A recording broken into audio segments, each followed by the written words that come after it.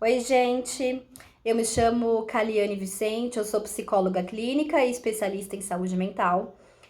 E neste vídeo nós vamos ter uma conversa bastante franca sobre o Setembro Amarelo, sobre depressão, sobre cuidado em saúde mental. Vamos lá?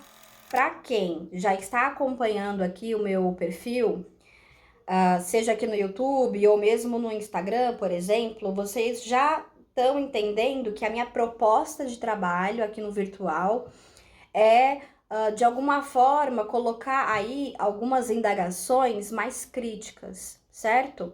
A gente construindo um pensamento mais autônomo, consciente em relação ao sistema em que a gente vive, ao nosso sistema interno, enfim. Olha, gente, eu gostaria de trazer um conteúdo para cá de forma mais impessoal. Porém, não há como dissociar a minha experiência do tema que hoje nós vamos tratar. Eu já trouxe aqui brevemente em alguns vídeos de que eu tenho um funcionamento psicopatológico. Estou fazendo um tratamento para depressão crônica. Então, as coisas que eu vou dizer aqui, elas têm um cunho intelectual, porque eu sou psicóloga, enfim, né, tem a minha profissão aí, mas também tem bastante da minha experiência, tá? Pessoal. Eu não sei se esse vídeo vai ficar extenso, mas eu quero trazer algumas reflexões de base, que inclusive, acho que o ano passado eu publiquei um vídeo, tanto aqui quanto no Instagram, também sobre o Setembro Amarelo e etc. Eu vou repetir algumas coisas, mas eu acho que tem coisas que precisam ser repetidas mesmo, até que a gente compreenda de forma mais consciente. Bom, vamos lá. Primeiro que o Setembro Amarelo se tornou, isso todo mundo já sabe, eu acho, né? Se tornou algo mercadológico. Então, assim, todo mundo se apropria do discurso, né, do Setembro Amarelo, da saúde mental e etc, para vender seus produtos, etc e tal. Dá pra gente olhar por esse ângulo, e, enfim. Até acho que o vídeo que eu postei o ano passado tem mais essa crítica, tá? Mas não é a minha proposta desse vídeo de hoje. A minha proposta do vídeo de hoje é a gente perceber que, como nós vivemos dentro de um sistema que coloca o dinheiro acima da vida humana, então as coisas vão virando capital, as coisas vão virando mercado. Agora, por outro lado, a partir do momento em que a coisa se torna um produto, ela também começa, e aí justamente esse é o funcionamento de um sistema capitalista, né? A coisa começa a se popularizar, né? Porque aí começa a se até criar um desejo social de que é preciso então ser saudável, sabe assim?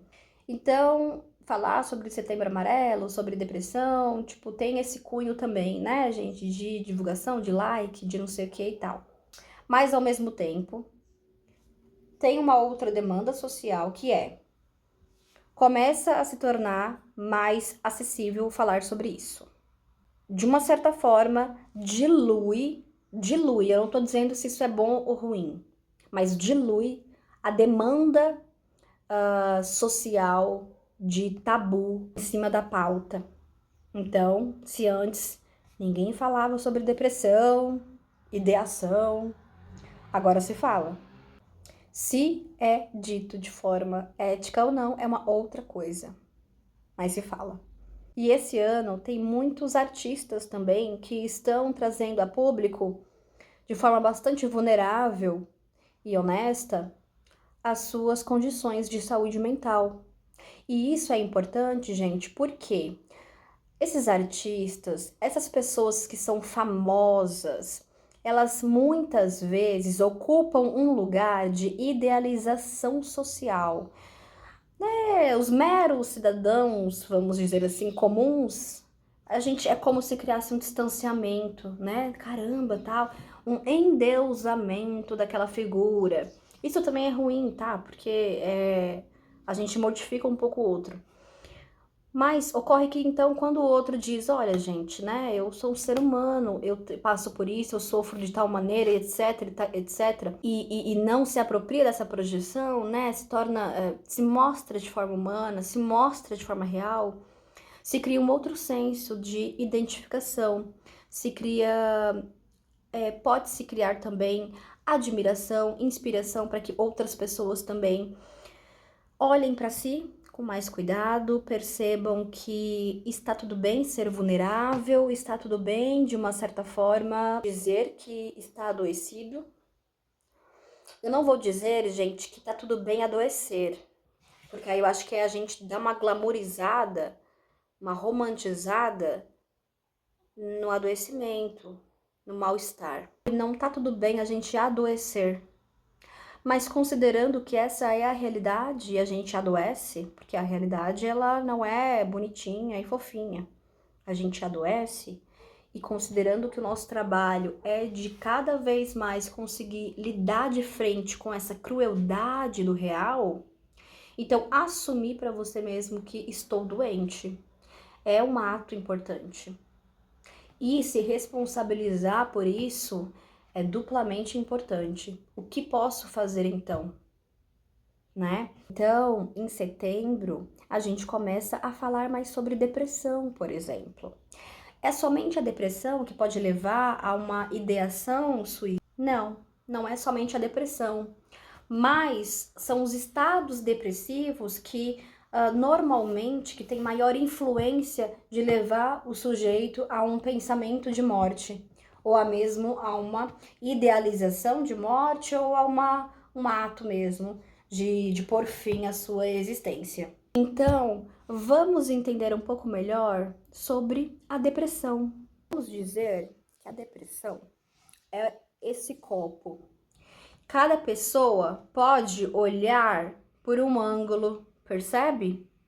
Quem olha por aqui não tá olhando por aqui, mas a coisa em si, ela é sempre muito mais ampla do que a gente pode compreender. Eu tô dizendo isso para vocês perceberem que o meu olhar para a depressão é um olhar limitado, tá? Eu vou até determinada limitação, tá bom? E vocês escutem o que eu tô dizendo e agreguem com o olhar de vocês, sempre, para qualquer demanda. Na minha concepção, gente, a depressão, além de ser um estado psicopatológico, um adoecimento de cunho biopsicossocial, porque não é só psicológico. Quando a gente está falando da depressão em si, se altera a química do corpo, então o funcionamento biológico, ele começa a operar de uma outra maneira, mas também não é só um adoecimento da psique ou do corpo. É um adoecimento também social. Por que social? Porque nós vivemos dentro de um sistema que coloca para nós que nós temos que competir, que nós temos que ser muito bons, que a gente tem que ser muito potente, a gente tem que ser muito foda. Sabe assim, gente? Um papo reto assim falando? A gente tem que ser muito foda, né? Nós, então, também criamos aí uma idealização de como nós deveríamos ser, que influencia, inclusive, no processo de aceitar a si mesmo. A gente acaba negando, né, quem de fato nós somos. E eu não tô dizendo esse discurso, tipo, como se nós temos ali uma essência plena que não se modifica perante... Não. Mas eu tô dizendo no sentido de, tô sentindo tristeza, não posso sentir tristeza porque não é o ideal. Tô me sentindo fraca, não posso sentir fraqueza porque não é o ideal. A gente cresce fazendo uma divisão interna do que é aceitável, do que é ideal e do que de fato somos e do que de fato estamos sentindo. Essa dicotomia, essa divisão interna acontece para todo mundo. Para algumas pessoas com mais intensidade, gerando outros sintomas, e para outras pessoas acontece de uma outra maneira. Isso depende também muito do histórico de vida da pessoa, de uma série de fatores. Então, estamos falando de um adoecimento que também é social, né? Quando, por exemplo, uma pessoa não está trabalhando, nossa, a maioria das pessoas se sentem completamente impotentes, acabam buscando por movimentos de escape para não lidar com aquela angústia de repente não estar produzindo, não estar sendo um ser humano tão útil socialmente, como se a nossa existência tivesse acontecido por uma utilidade, como se só é isso, né? Como se só viver a vida não fosse o bastante, né? Não, a gente precisa querer mais. Não, precisamos ser mais, né? Apenas viver o dia a dia de forma cotidiana, fazendo o seu melhor, fazendo o seu trabalho interno, é simples demais, né? É pouco. Socialmente, nós somos realmente influenciados por desejo de grandeza e etc. Então, o estado depressivo, ele é um estado muito profundo de adoecimento, muito profundo. E ele nos coloca de forma muito violenta a enxergar de forma muito escancarada essa dicotomia também, essa dualidade, essa fragmentação na realidade.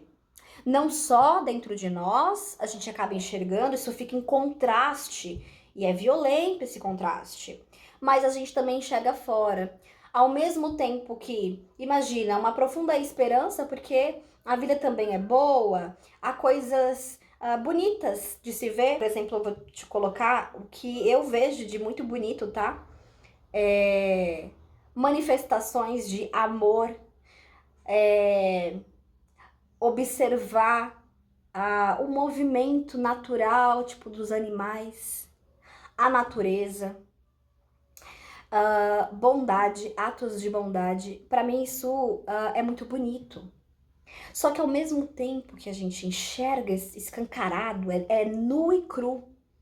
A depressão traz um aspecto muito agressivo, no sentido de não vai mascarar a realidade. É nua e crua.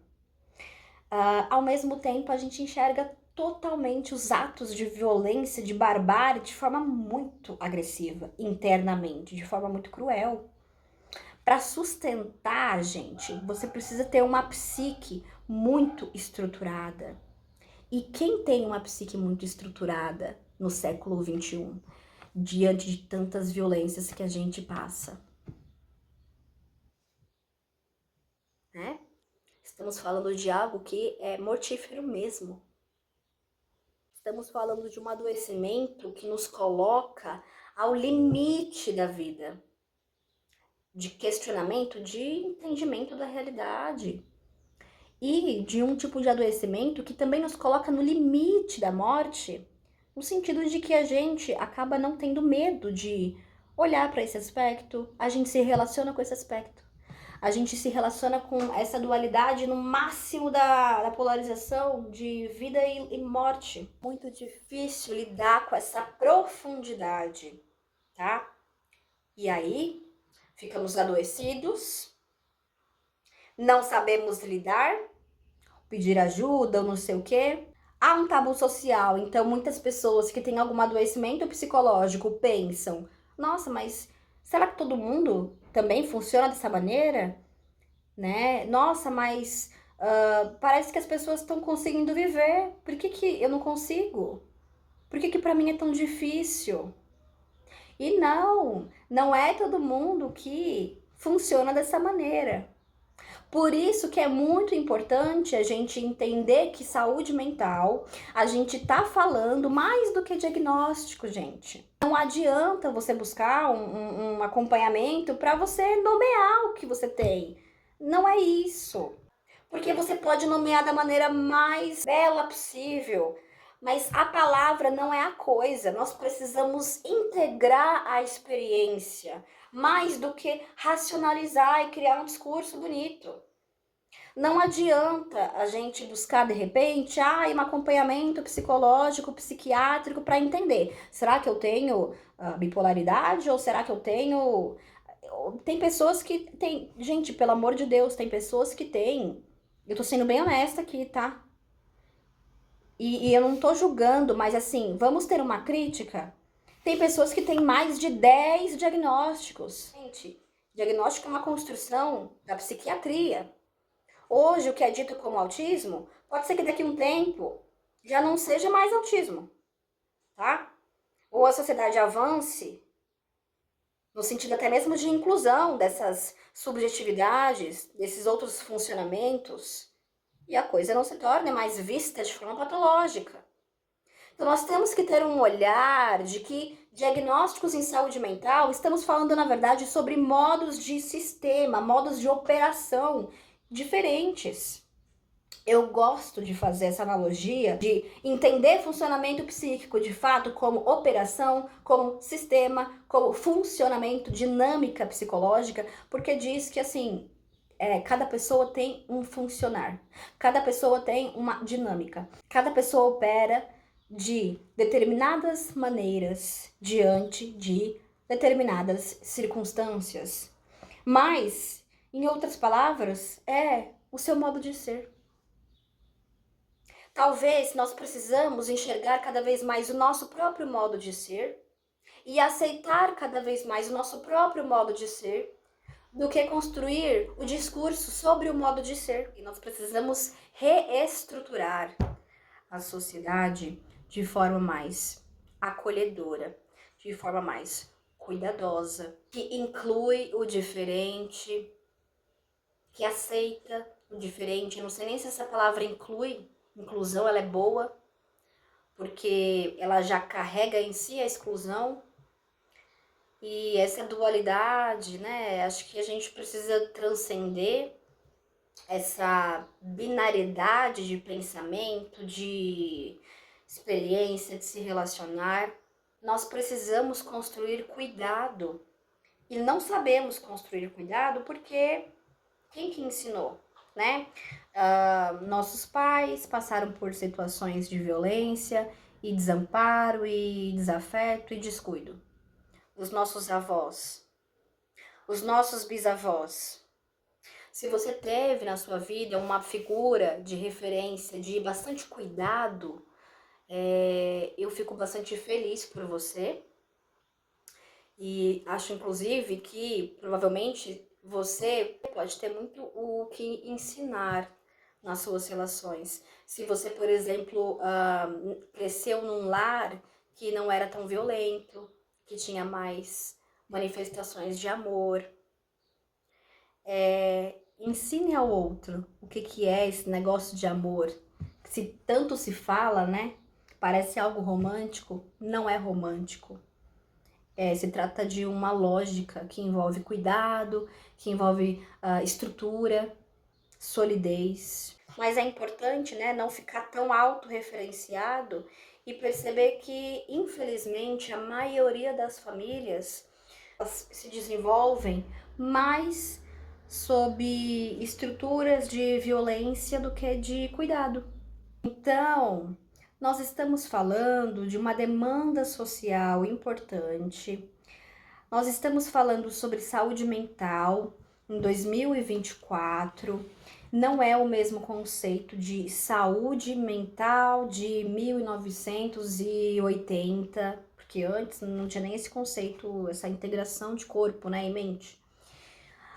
Nós vamos avançando, trabalhando, construindo, né, a duras penas, cada pessoa. É importante que nós façamos a nossa parte. E aí, gente, não é a nossa parte no sentido de postar um post no Instagram.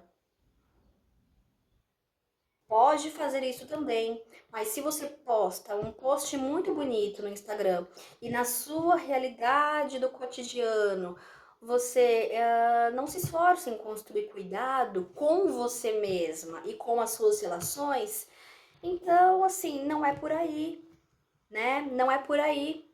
A alma humana, vamos dizer assim, precisa de profundidade, porque está no âmbito da profundidade. Se a gente foca muito na aparência das coisas, na estética das coisas, a gente perde a dimensão ética para com a gente mesmo.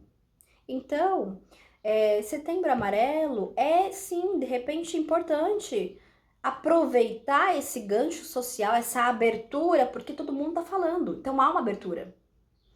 Importante talvez aproveitar e, sabe, quem sabe você pode falar com a sua família, que o seu irmão, sua irmã, seu primo, sei lá, pai, mãe, enfim, vó, enfim, que tem uma demanda, e de repente começa a mostrar um vídeo ou outro, de repente começa a acessar suas relações próximas, construindo um pouco aí desse cuidado, dessa rede de apoio.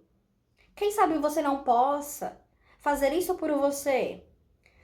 Se você percebe que você tem alguma questão que é importante, que precisa de cuidado, e que de repente, claro, seria muito benéfico se esse cuidado partisse do outro.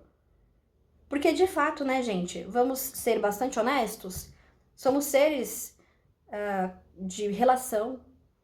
Quando a gente tá mal, a gente de fato quer que o outro nos cuide. E às vezes a gente não sabe se cuidar. Então a gente precisa, às vezes, de uma referência externa. Porém, nem sempre vem. E não vem porque o outro é mal. É mais sobre todo mundo tá sofrendo em alguma medida do que todo mundo é muito cruel e violento e só pensa em ferir o outro. É mais sobre a maioria das pessoas não sabem como cuidar, nem de si e nem do outro. A maioria das pessoas desconfiam do afeto, desconfiam do cuidado. Não tem aquele ditado? Se conselho fosse bom, não se dava, se vendia. Assim, super capitalista esse ditado, né? Pelo amor de Deus. Tem outros aí, não tem? De tipo, precisamos sempre estar desconfiados com a bondade do outro. Quando você dá a mão, o outro quer o braço, não sei o quê. Então a gente cria uma desconfiança. Então, mas por que se cria essa desconfiança? Porque a coisa de ser mais honesto, de ser responsável afetivamente, de ser cuidadoso, isso é algo um pouco contemporâneo, né? A gente não tinha uma crítica em relação à violência social. As violências eram naturalizadas. Lembra dos programas de TV há 20 anos atrás, por exemplo? Tinham coisas absurdas ali. E nós assistíamos sem crítica. Assim como talvez hoje a gente também esteja assistindo conteúdo, seja na TV ou na internet, sei lá, que também são absurdos. Então, gente, não é um trabalho simples. Cuidar de si mesmo, cuidar do outro, aprofundar um pouco além da superfície, ter conversas francas, aceitar a si mesmo, não é algo fácil. É algo que envolve bastante trabalho, porque, vamos lá, estruturalmente não é para que a gente seja humano no sentido de profundidade. Vamos mandar um papo bem reto aqui. Nós somos criados para sermos cada vez mais maquinários e produzir enormemente e sermos esse ideal assim de ser humano que não tem humanidade. Nós somos criados para sermos seres inanimados, objetos. Não somos objetos. Mas o tanto de pessoas que estão alienadas dessa conexão consigo mesmas. O tanto de pessoas que de repente, mesmo que elas não é muito consciente, tá, gente? Mas o tanto de pessoas que estão por aí vivendo a vida como se fosse objeto. O tanto de pessoas que, assim, trabalham, sei lá, 20 horas por dia. Isso porque tem um contexto, às vezes, de escravidão, né? Tem muitas pessoas que até hoje são exploradas. Mas tem pessoas que elas falam assim, eu sou workaholic, trabalho 18 horas por dia. Você não é um objeto. A sua existência não é para a produção de trabalho incessante. O trabalho é importante. O trabalho, ele também faz a gente trazer à tona a nossa potência. Mas não um trabalho de exploração, gente. Não um trabalho que mata, que mortifica a nossa alma. E eu não estou dizendo alma de uma maneira religiosa. Estou nomeando alma só para trazer um pouco mais de profundidade em relação ao ser humano. Somos bichos humanos? Somos bichos humanos. Mas temos algo bastante profundo que nos difere também de outros bichos.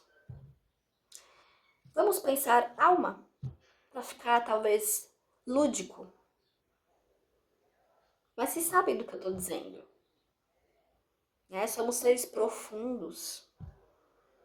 Ao decorrer do mês, eu vou trazer mais vídeos, tá? Mas eu queria trazer esses pontos iniciais para que a gente vá entendendo que o adoecimento ele mais cotidiano, ele está para mais pessoas do que para pequenos grupos. As pessoas precisam cada vez mais de apoio e motivação para cuidarem de si mesmas, porque elas também não sabem como cuidar. A gente também não sabe. Gente, eu sou da psicologia, né, como vocês sabem e tal, e desenvolvo estratégia e tal, mas ainda assim, tem muitas situações que eu preciso respirar profundamente e perguntar para mim, tá, Kali, o que que você precisa? O que que você deseja? Entende? Não vai vir de fora. Não vem do meu vídeo, nem do vídeo de uma outra pessoa, nem de uma faculdade. Vem dessa escuta muito cuidadosa e atenta para a sua própria profundidade, para você mesmo, certo? Então, esses são os pontos que eu queria trazer hoje. Eu sei que talvez ficaram meio soltos, porque eu não estou criando roteiro. Talvez em algum momento eu crie. Por enquanto não estou criando roteiro, mas fui falando coisas realmente do que eu sinto, do que eu penso, tá? Eu desejo demais que vocês que de repente estão me escutando percebam que é muito importante e é urgente cuidarem de vocês, realizar os exames de saúde, realizar o acompanhamento psicológico, ter uma boa alimentação, ter um bom sono. Desejo que vocês se conectem com a profundidade de vocês, respirem. Gente, a correria do dia a dia é tão maluca, a gente às vezes nem se dá conta que precisa respirar. Respirem, se acolham. E é isso, tá? Obrigada por vocês que me escutaram até aqui, até o final. Para mim tem sido muito bom poder falar, tanto do ponto de vista profissional, porque me dá sentido, e também do ponto de vista pessoal, me traz esperança e potência de continuar me cuidando. E enfim, é isso. Eu moro no interior de Minas. Aí tá um dia nubladinho. E enquanto eu estava conversando com vocês, eu tava olhando aqui de vez em quando, né, a paisagem. E eu vou mostrar pra vocês essa paisagem.